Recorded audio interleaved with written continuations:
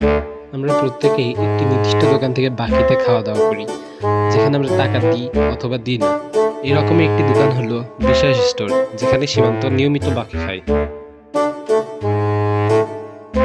বসো বসো। ভালোই আছিস? এই তো ভাই। দিনকাল ভালোই যাচ্ছে? আর ভালো ভাই, দোকানে বাকি চলে যাচ্ছে।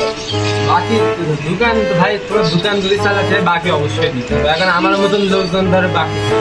এখন আমাদের বাকি- মাসের শেষে টাকা হাতে আসে, বাকি তো দিতেই হবে। মাসের শেষ বললেও হয়তো দেয়, বছরের শেষ কি তারও বেশি। তা আমি এখন কিভাবে হয়ে টাকাটা যায়, দিই? মানুষ মাত্রই ভুল। হ্যাঁ, মানুষ কি বেতনটা পায় না? ভাই হে আলাদা বিষয়। যেমন আমি এই যে বাকি খাই, আমার কি আমি দিনে টাকা দিই দেখি তো। কখন তুমি দিনই টাকা দাও, তোমার বাকি হয়ে যায় এক সপ্তাহ ধরে। দেখি বড় ভাই আমার বাকি কত দিন। তুমি মিয়া বাকি খেয়ে যায় 7 দিন, 7 দিনই করে ফেলেছো 7,500 টাকা। এটা কোনো কথা?